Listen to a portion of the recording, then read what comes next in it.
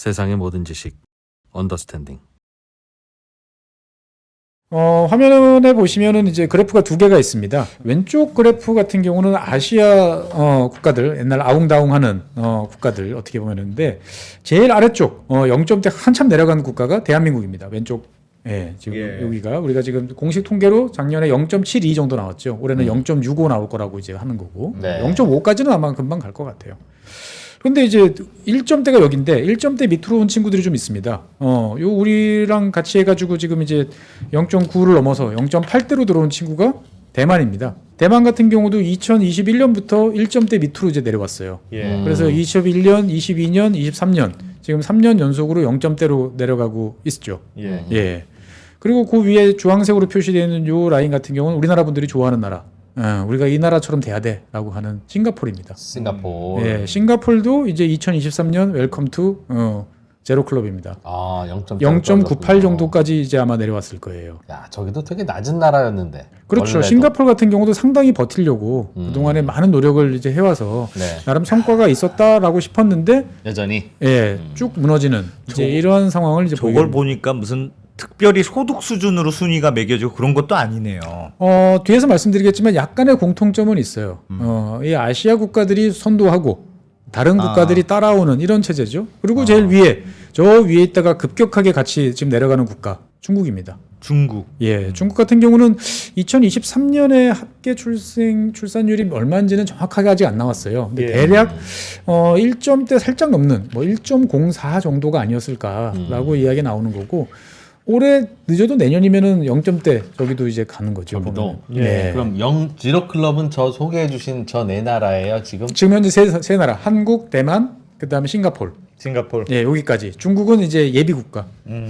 곧 이제 클럽에 가입할 준비를 가지고. 참 묘하네. 그러니까 다들 낮아지고 있다는 건 맞는데 그 선두권의 금메달, 은메달, 동메달이 다 그 동아시아의 유교 문화권이야? 유교 문화권 또는 뭐 황인종 뭐 이런 공통점이 좀 있어 보이는 그렇죠. 게 이 네 나라의 공통점이 뭘까요? 일단 피부색이 다 우리끼리 하다라는 거 하나 있고 두 번 제가 생각했을 때는 잘 배운 사람 배워야 된다라는 욕구는 세계에서 가장 높은 나라가 아닐까 싶어요. 교육열이 강한 나라. 그렇죠. 중국, 싱가포르, 한국, 그렇죠. 대만.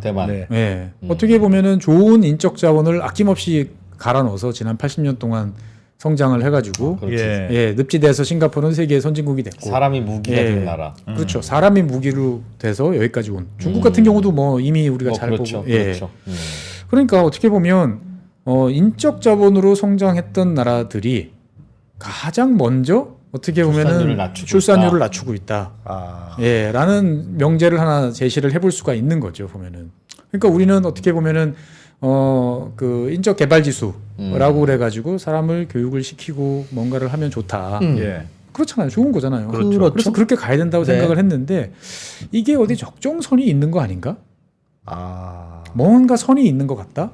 그래서 그 선을 넘어가는 순간 어떻게 보면은 거기서 경쟁에서 탈락하거나 난 링 위에 오르지 않을래? 라고 하는 사람들이 많아지는 거 아닌가?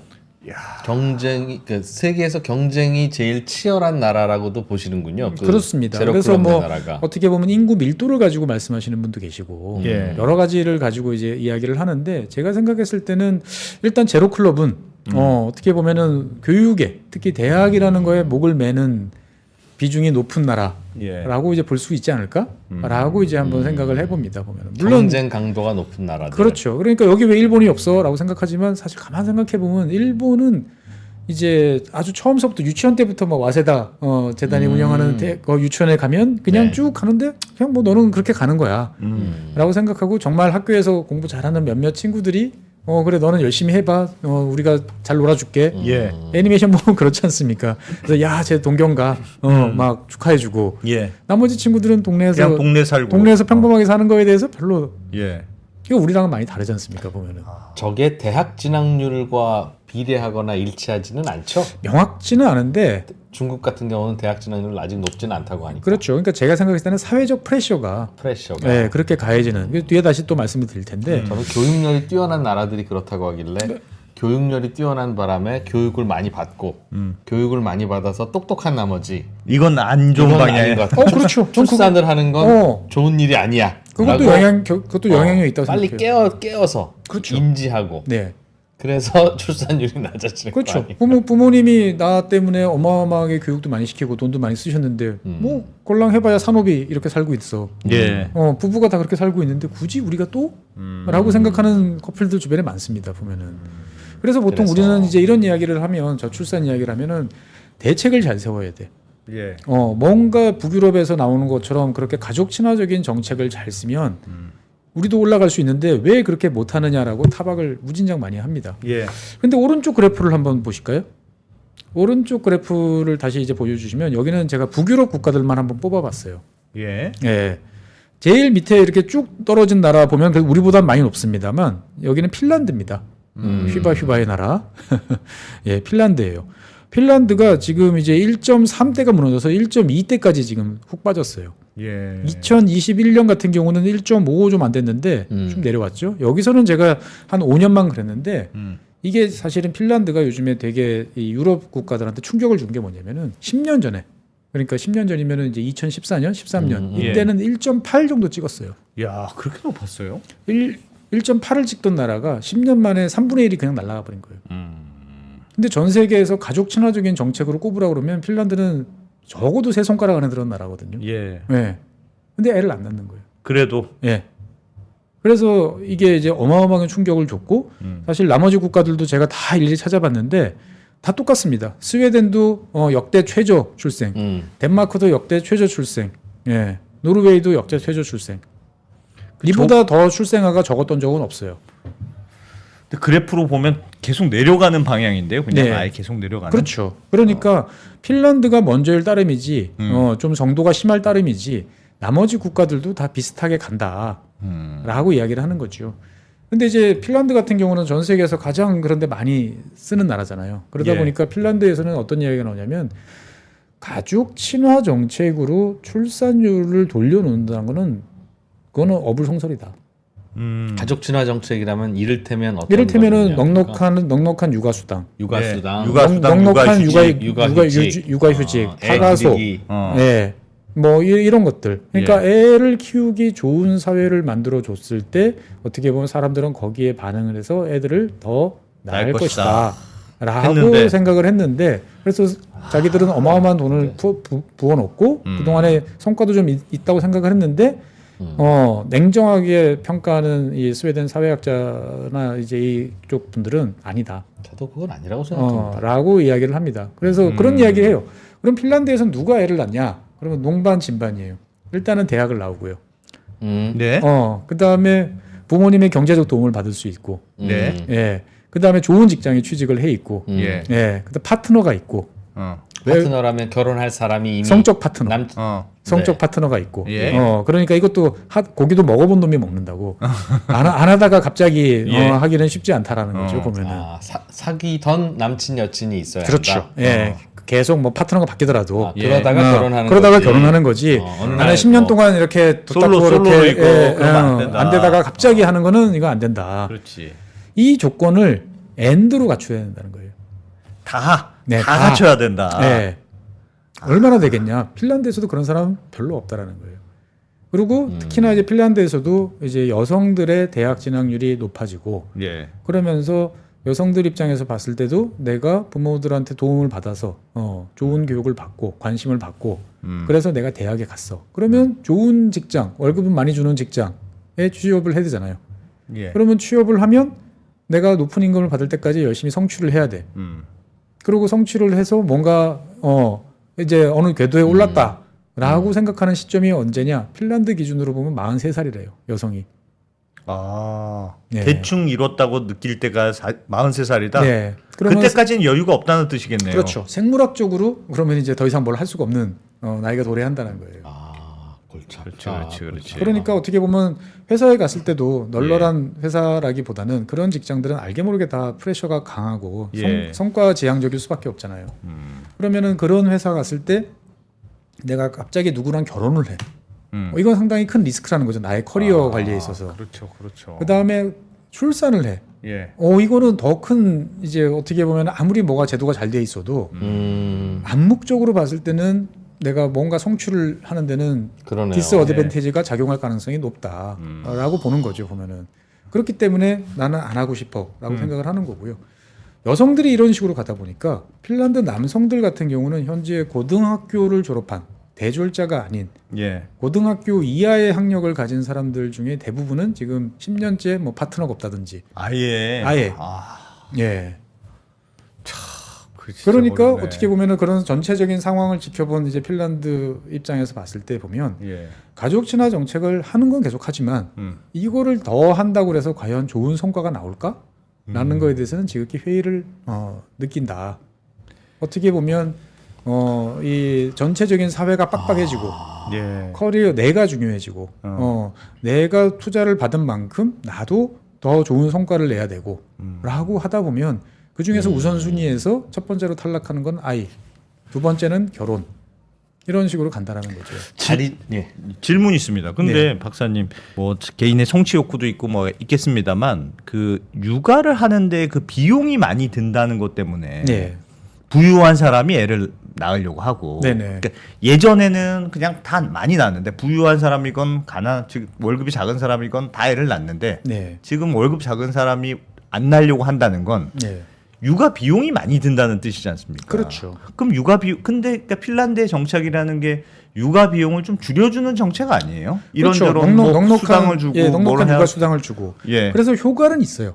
효과는 조금 있는데, 그러니까 뭐냐면 정책으로 인해서 낳는 효과는 미미하게 나타나고 대신 사람들의 인식에 따른 사고의 전환, 문화적인 영향은 훨씬 네거티브가 크기 때문에 그거를 한 방에 상쇄시켜 버린다라는 거죠. 한번 화면 보실까요?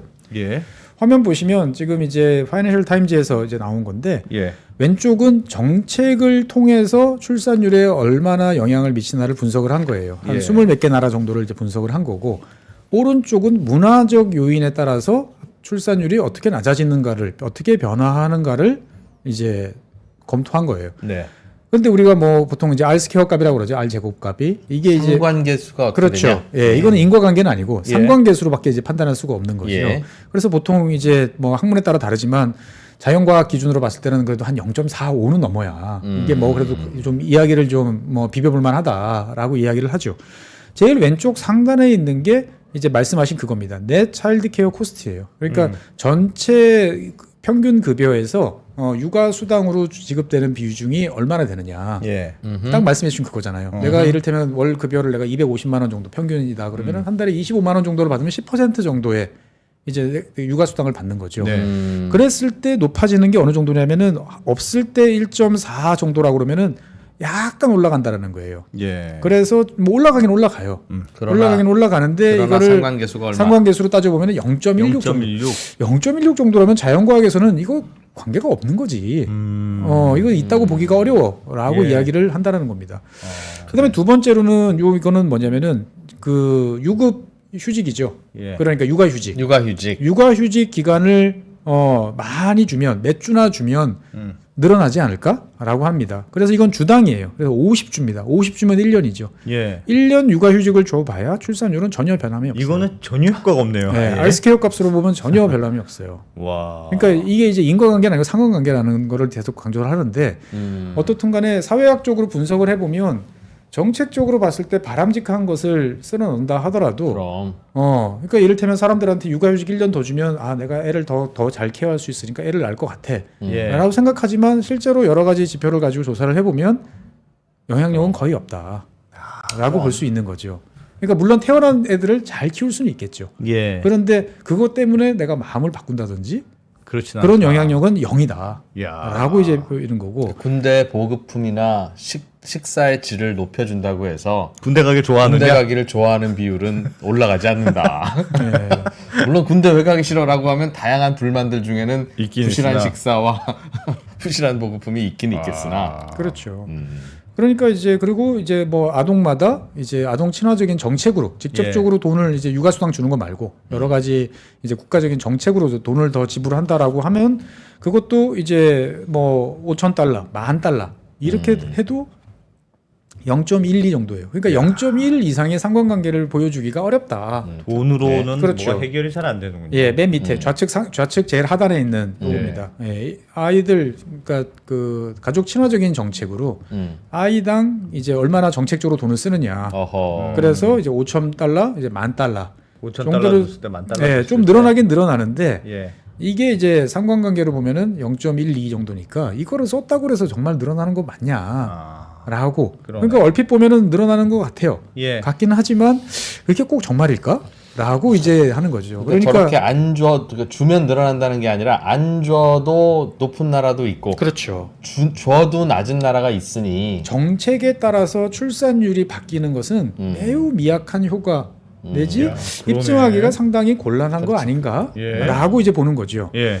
그런데 반면에 이제 오른쪽에 컬처라고 쓰는 이 빨간색들은 뭐냐면은 이를테면 제일 우측 상단에 있는 것은 애 보는데 예. 엄마의 전체 시간에 몇 %를 써야 되느냐, 엄마가 쓸 수 있는 시간 중에 예. 애 보는 시간을 몇 % 쓰느냐에 따라서 출산율이 어떻게 변하는지를 보면 이를테면 엄마가 하루에 내가 쓸 수 있는 시간이 있는데 그 중에서 10%를 쓰는 거하고 16%를 쓰는 거하고 보면 출산율은 확 떨어진다는 거예요.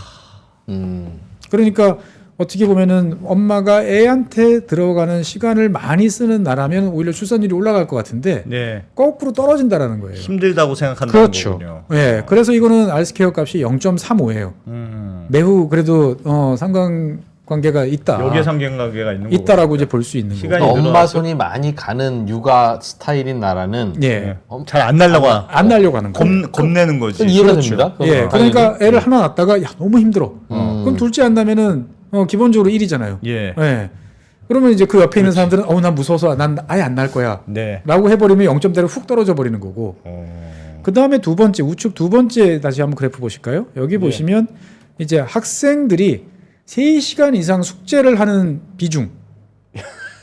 학원이나 학업에 하루에 이제 얼마나 학업이 중요한 나라. 그렇죠. 예. 전체 아이들 중에서 3시간 이상 숙제나 학원이나 뭔가 학업에 시간을 써야 되는 네. 애들의 비중이 높은 나라. 경쟁적인 나라네요. 그렇죠. 어. 30% 이상이면 훅 떨어집니다.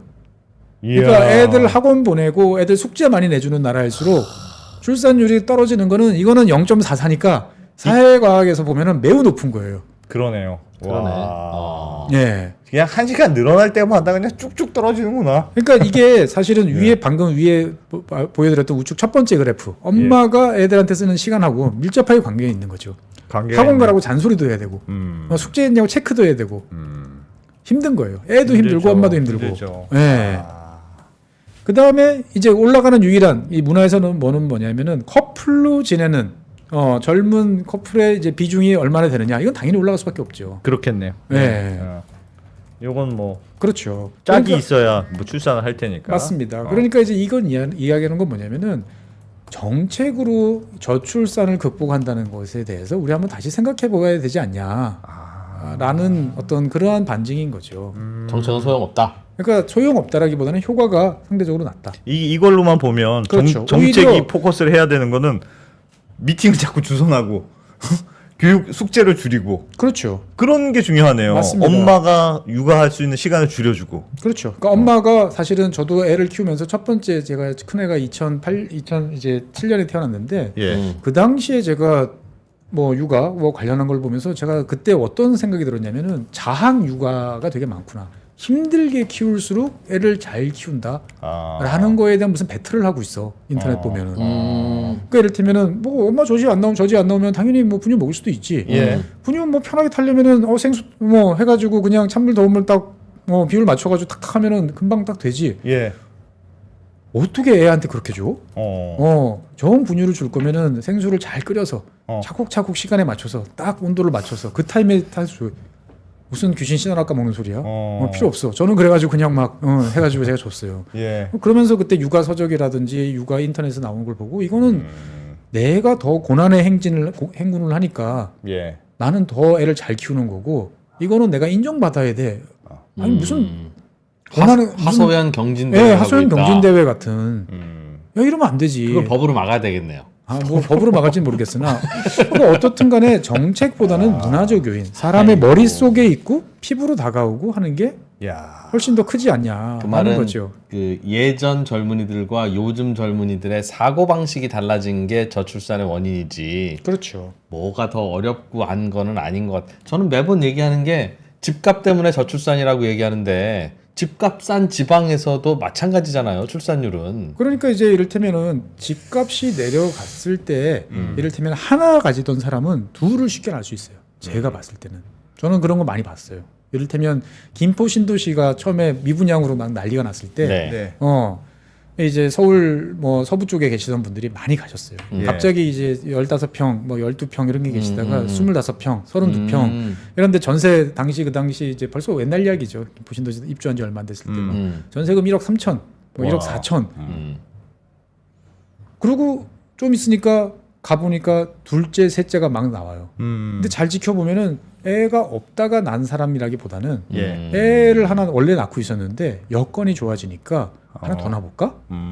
라는 생각들을 많이들 하시고 예. 주변에서 저 집도 둘, 얘 집도 둘, 저 집도 셋 이러니까 우리도 하나 더 있어야 되지 않아? 뭐 이런 정도의 커뮤니케이션이 되면서 예. 어렵지 않게 판단을 이제 하는 것 같아요. 그러니까 이 첫 번째 0에서 1로 넘어가는 허들이 매우 높아요. 아이를 하나 낳겠다라는 허들이. 애가 둘만 있을 때는 경우의 수가 둘이에요. 네. 애가 셋이 되면 갑자기 4배로 4가 4이 되는 게 아니고 6이에요. 3, 2에 곱하기 6이 되니까.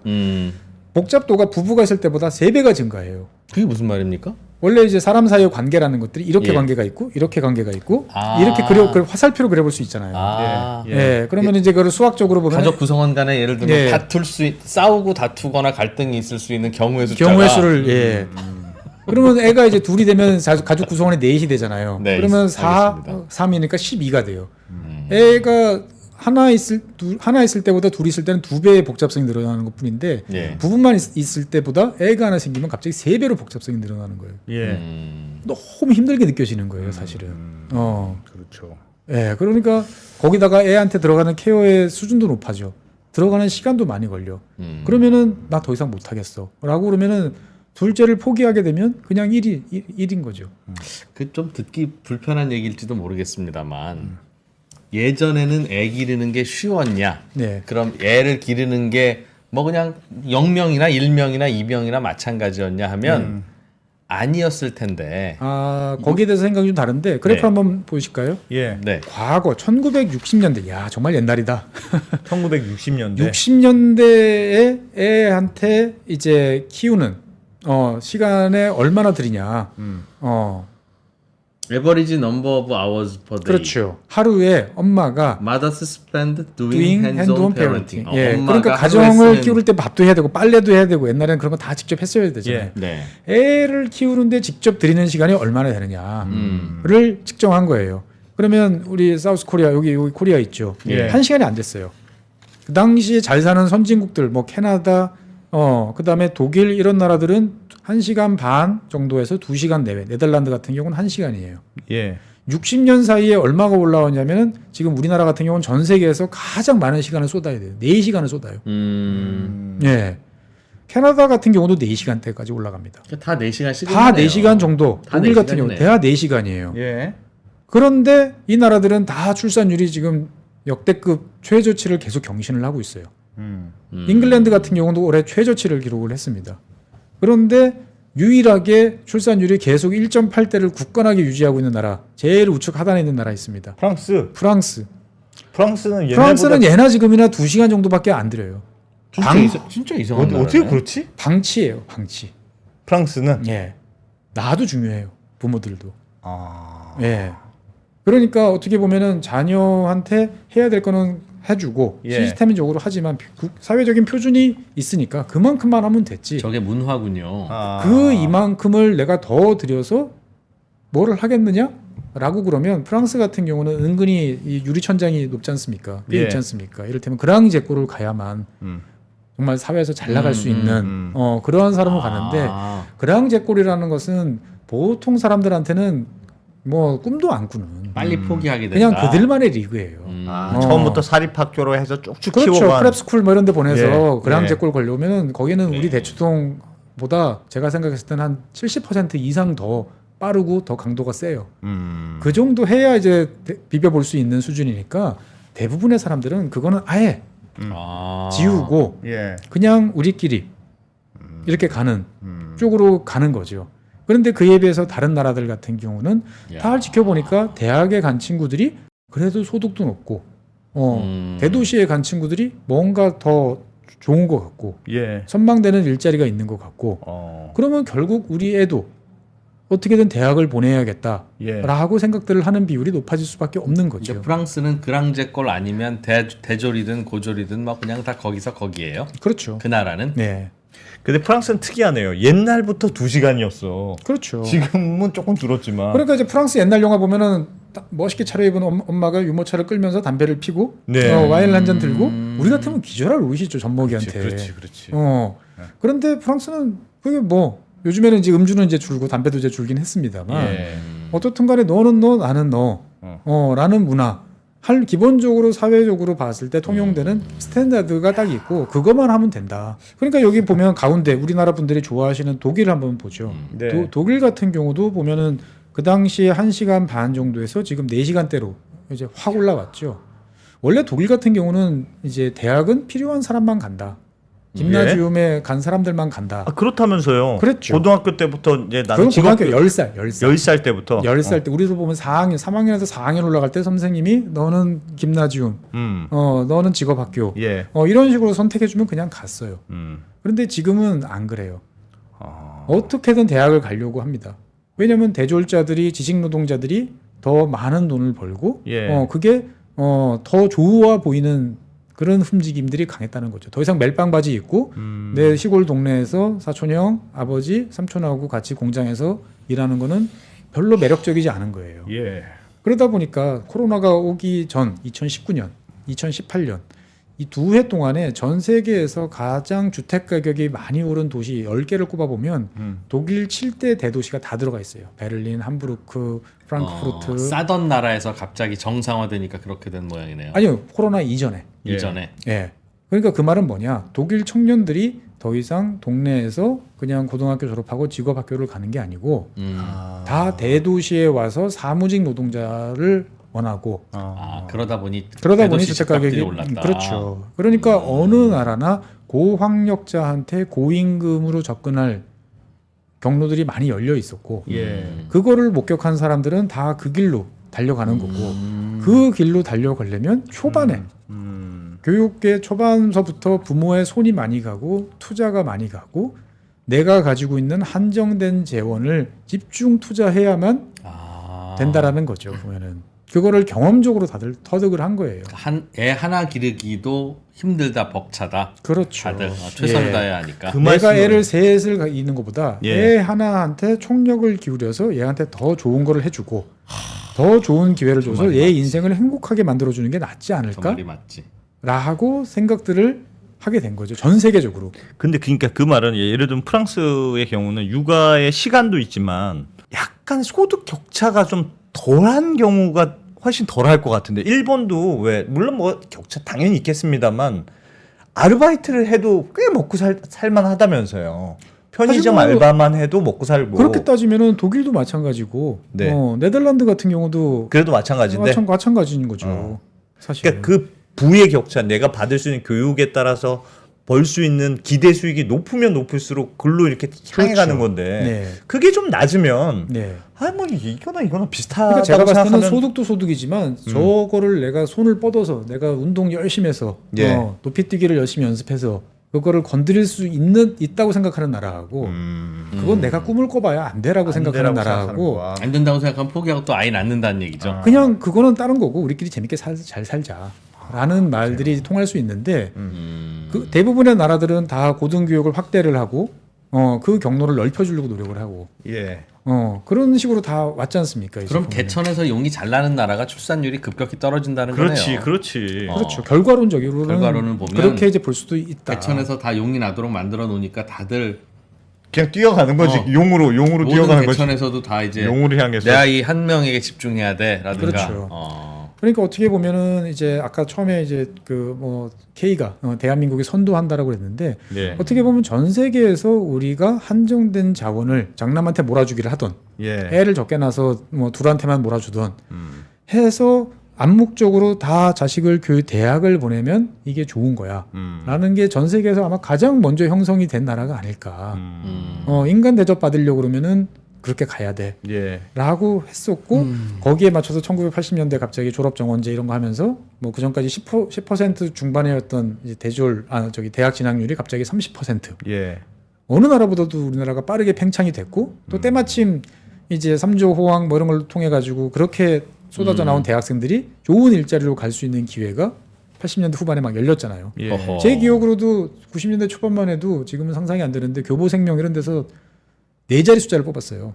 네 자리 숫자를 신입사원 뽑았다고요? 1000명. 1000명. 와. 네, 뭐 이거저거 다 안 되면 LG EDS 이런 데 보면 4,500명, 3,000명 뭐 이렇게 뽑았어요. 예. 네. 와. 그러니까 이제 다 됐구나. 그래서 다들 그 당시에 그렇게 돈 벌어서 일기 신도시, 분당, 예. 평촌 이런 데 예. 가서 정말 야 이게 마이홈 차 맞죠. 그러니까 이 부모들은 다시 거기에 대해서 더 확신을 갖고 더 몰빵을 한 거죠. 이제 보면은 자식 교육에. 그렇죠. 그래가지고 당시에 이제 90년대 중반에 과외도 허용됐었다. 그 다음에 이제 해외 유학이라는 이제 경로도 왔었다. 그러면서 점점 더 어떻게 보면은 이제 군비 경쟁, 암스 예. 레이스가 이제 벌어지는 거죠. 내가 가진 자원을 더 몰빵을 해서 더 애들을 더 위로 올려줘야지. 예. 그래서 우리는 어떻게 보면은 이거를 2000년대 중반서부터 2010년대 중반까지 한바탕 치른 것 같아요. 그러고 나서 다 나가 떨어진 거예요. 한바탕 치르고 나서 네, 해 보니까 너무 힘들어. 결과가 이게 뭐야? 어. 그 교육의 당사자도 아까 말씀드렸다시피 우리 어머니 아버지가 나한테 그렇게 헌신적으로 노력해서 잘해줬는데 예. 좋은 대학 왔는데 그냥 월급쟁인데 이거 하려고 내가 우리 집안이 그렇게 했나? 라는 생각도 이제 드는 거고. 예. 그러니까 나는 굳이 그렇게까지 해야 되나? 뻔히 보이는 경로인데? 라고 그래서 우리는 어떻게 보면 세계에서 제일 먼저 링에 오르는 걸 거부하는 거죠. 그 현대 사회의 상황에 대한 진단은 매우 정확한 것 같은데 지금 우리가 자꾸 논의가 자꾸 갈팡질팡하다고 느끼는 것이 출산율이 떨어지는 이유는 열심히 하면 되는 사회이기 때문에 가능하면 내 자식의 숫자를 줄여서 집중해서 투자를 해보겠다. 그렇죠. 라는 것 때문에 이제 개천에서 용이 잘 나는 것 때문에 출산율이 줄어든다. 그러니까 개천에서 용까지라고 하면 좀 어렵고 네, 그렇게 하면 또 알겠어요. 판단은 어려울 것 같고. 그런데 지금은 왜 안 나요라고 하면 다시 열심히 해봐야 안 되니까. 내가 그렇게 받아봤는데 네. 그렇게 받아서 나 지금 뭐 그냥 대기업 남들은 좋다고 하지만 내가 생각했던 거하고는 너무 격차가 크다. 그러면 다시 나아야 되잖아요. 아니죠. 나는 그래서 그냥 내가 중요한 거예요 이제. 그리고 나는 지금 내 한 몸 건사해서 이제 그 집장만 하고, 예. 뭐 월세 내고, 뭐 이러기도 이제 바쁜 직업에서 성취, 돈 버는 어떻게 보면은 그러니까 객관적으로 이제 판단을 이제 하게 되는 거죠. 그러니까 아까 핀란드 사례에서 말씀드린 것처럼 거기서도 농담이 아니고 부모의 도움을 받을 수 있다라는 조건이 있잖아요. 이러면 애를 낳아요. 예, 그럼 어쨌든 여유가 있어야 아이를 낳는다. 그렇죠. 개천에서 용 나는 여유든. 그러니까 그 여유라는 게 우리는 어. 무슨 집 한 채씩 줘봐, 다 아리팍 한 채씩 줘봐, 다 해놨지. 라고 하지만 안 그럴 수도 있다라는 거예요. 그 애들을 학원으로 다 보내서 뺑뺑이 돌리고 치열한 경쟁을 시키고 해야 되는 상황에 놓이면 못하겠다 라고 한다는 거죠. 이야. 뭐 그러니까 지금 다시 그래프 한번 보실까요? 예. 화면에 보시면 지금 그래서 이제 이 파이낸셜 타임즈가 요즘에 여기 되게 진심이에요. 왜냐면 이 친구들은 전 세계를 지금 다 맨날 들여다보는 예. 친구들인데 예. 모든 나라에서 지금 출산율이 출산율이 급격히 떨어지니까. 내려가자는 현상이 벌어져요. 심지어는 아니지만 뭐 영국 같은 경우도 잉글랜드도 역대 최저, 예. 스위스도 역대 최저예요. 거의 모든 유럽 국가들이 다 올해 초에 나왔던 2월달, 3월달 나왔던 기사가 신생아가 역대 최저, 현대 시대 최저. 그러니까 이제 이 파이낸셜 타임즈 같은 경우도 관심을 가지는데 여기 보시면 돈을 안 쓰는 건 아니에요. 지금 얼마나 가족 친화적인 정책에 이 가족적인 친화적인 정책이 잘 됐던 잘못됐던 예. 돈 쓰는 전체 양은 1985년부터 지금 보면 OECD 평균 국가 봤을 때 이만큼, 핀란드 이만큼, 한국 같은 경우도 이만큼 제이컵으로 그리면서 올라가고 있는. 올라가죠. 네. 그런데 그 밑에 보면 합계 출산율은 지금 어떻게 돼 있느냐? 와, 진짜 드라마틱하구나. 나 정말. 그러니까 환상이다라고 예. 이야기를 하는 거죠. 정확하게 보면 아까 말씀드린 것처럼 정책적인 요인이라기보다는 문화적인 컬처, 사람의 마음, 왜 그런 마음이 생겼지? 이렇게 한번 생긴 마음들을 어떻게 바꿔야 되지? 그 다음에 애들을 열심히 시킨다라는 이거를 그럼 포기하게 할 수 있을까? 학원을 보내지 말고 학교에서 수업도 내주지 말고 그런데 결국은 고학력자들이 큰 돈을 벌어가는 건 맞는 것 같은데 이 문제를 어떻게 밸런스를 잡지? 여기에 대해서 고민을 좀 해보자라는 게 이제 파이낸셜 타임즈나 이런 쪽에서 나오는 이야기들이라는 거죠. 보면. 외국에서도 특별하게 대안을 못 찾고 못 찾고 갈팡질팡하고 있네요. 그러다 보니까 최근 들어서 어떻게 많은 해야 나라 되는지. 특파원들이 한국에서 온 데를 돌아다니고 있습니다. 해외 특파원 기사를 보고 있으면 일본은 뭐 특파원 6명씩 와가지고 뭐 아산도 가고 김해도 가고 광주도 가고 막 세계 최저 출산율을 찾아서 자기들의 미래라고 보는 거예요. 그리고 뭐 뉴욕 타임즈라든지 이런 데 와서도 다 사우스 코리아에서 무슨 일이 벌어지고 있는지. 그러니까 처음에는 몇 년 예. 전만 해도 예. 쟤네들 왜 저래? 낄낄낄. 했는데 쟤네 뭔가 문제가 있어. 어. 라고 했는데 그래프가 비슷하게 간다라는 거죠. 그 말은 뭐냐? 결국 이 추세는 대한민국에 선도할 뿐이지 결국은 다 다른 친구들도 대한민국을 따라서 다 지옥으로 들어가는 길을 가고 있다.